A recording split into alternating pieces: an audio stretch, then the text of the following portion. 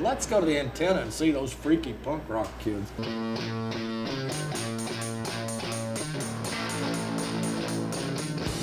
All right, let's fucking rock!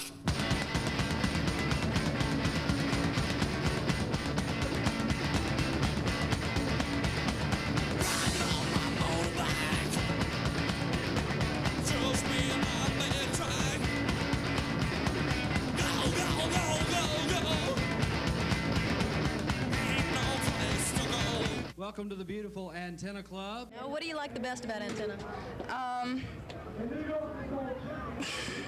don't know. The king is dead. Long live the Clits. The Clits were the first punk rock band, I think, in Memphis. And I heard that they were going to start a band, and I wanted to be in it. Why do you come to Antenna? The music. We used cheap Silvertone guitars. The amps turned all the way up. Shrieking, squalling feedback. Not like Jeff Beck feedback. It was amazing. I didn't have anything, right? Except I had a logo and I had a phone number. This whole scene just started, it just sort of, it bubbled up from a bunch of bands that didn't have a place to play and found a place to play. 1588 Madison Avenue. We wanted to try to introduce Memphis and the world to the new music that was going across everywhere but here, it seemed like. So much good music that's being just, it's like it doesn't exist in Memphis. It was a calling for me. I felt like that I had to change music. I'm standing with Mark Callagher, who is the doorman tonight. You're the doorman most nights, aren't you? That sucks. Yeah, and that sucks too. You need a nickname. Yeah, you're Angerhead. This is Robert, a singer in a group called The Cure, a chicken-picking fine band. You're in Memphis, in the Antenna Club, somewhere where one day I hope to go. Oh no, this isn't another rock club. This is our clubhouse. We would bump into people and they wouldn't know anything about Memphis except Elvis and the Antenna. Ladies and gentlemen, the most hated band in Memphis. I hate them, and I'm sure you'll hate them too. The Modifiers. I've been named to answer to Milford. We wanted to be gritty and nasty. You know, Milford used to swear, you know, don't wash, don't bathe. The chicks love you, and it's just, you know, it's more real. You either loved them or you hate them. There was no in between with that either. Steve McGee from the Antenna Club. If anyone is familiar with the club, it is a place where you can listen to new, adverse type music, and you might even want to dance a little bit. Barky Dog, put your hands together.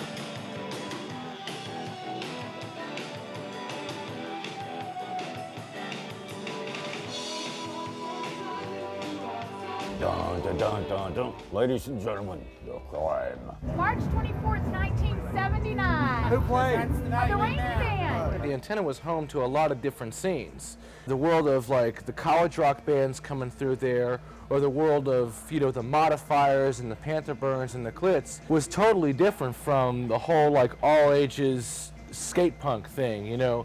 You really didn't realize how small that world was, because to you it was everything. They thought the Antenna Club was evil, which was made it even more beautiful. I loved watching those bimbos come in with their hair all dressed out and and just stood at the door looking around. We gotta get out of here. It had a really bad reputation around the city. It was considered a dump, which it was a dump. This place had a far more menacing reputation than it actually was. It was a lot more open and a lot more. It wasn't what people thought it was. It looked scary, which was cool. We could be playing a Coliseum somewhere, but we knew Saturday night we're playing the Antenna. And we knew we better have our shit together because when we come in here, there was no fooling these people. At the Antenna Club, you realize that the bands in the audience are actually the same people. The first all-ages show at the Antenna was the Descendants, Dag Nasty, and Distemper, which was July of '86. The Antenna was a location where all these groups came together. It allowed you to come and bring anything to the table that you wanted to bring. And if it was bullshit, people would let you know it's bullshit. We gave a place where 15-year-old kids could come and play, and we packed the place out and had a huge time. It was very democratic with a small d in terms of the approach that anyone had the right to get on stage. You know, you were waiting until Mark McGee would make a new recording on the phone line so you could call and thanks for calling the Antenna Club. We're located at 1588 Madison. Tonight, you got a Killian's Red Beer Bust and Baby Self-Hate. He would give you a show, even though you had no draw, you had no hope of making any money for him or you. You could experiment with like being on a stage and play into however many people, 2, 3, 4, whatever. There was like this little world that had made for ourselves. You know, us and a bunch of other people, definitely, you know, but it had actually gotten up to this point where we were able to go out and do the kind of art that we wanted to do. Ross, who is REM? I said, well, they're really up and coming. He said, well, they just called and asked if we wanted to open for them. I said, Panther Burns doesn't open for anybody. I said, you're going to regret that. Memphis was one of the places, the Antenna Club especially, was one of the places that basically kept us fed back in the early 80s. There's got to be 10,000 people out here that saw REM the first time. All the time I'm hearing people, oh yeah, I was there the first time. Going, damn liar, you were not. Why do you come to Antenna? To dance. Down here it's colorful, and the dance floor is big, and there's a lot of people dancing, and usually there's good music, unlike tonight.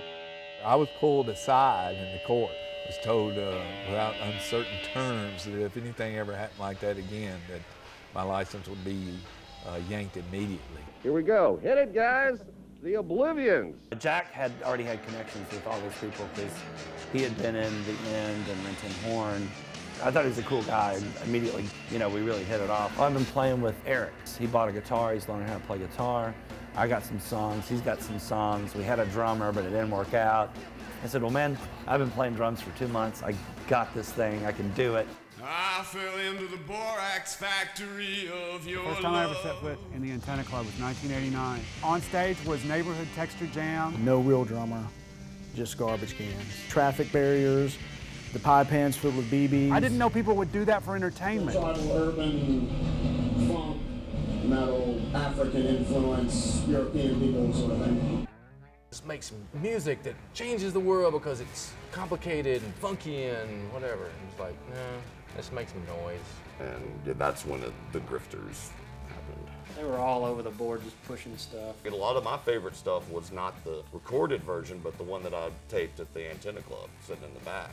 We were so naive, but so excited that we were able to turn a 16, 24-track studio into a 4-track cassette machine. They were constantly trying to rock the boat. We would watch the calendar because you'd go, well, nothing's going to happen this night. Well, you call them. Go down there and drop off something. In the day before the internet allowed you to kind of vicariously figure out who the bands were in all the cities. I mean, you really had to go to the actual source. And in Memphis, that meant the Antenna.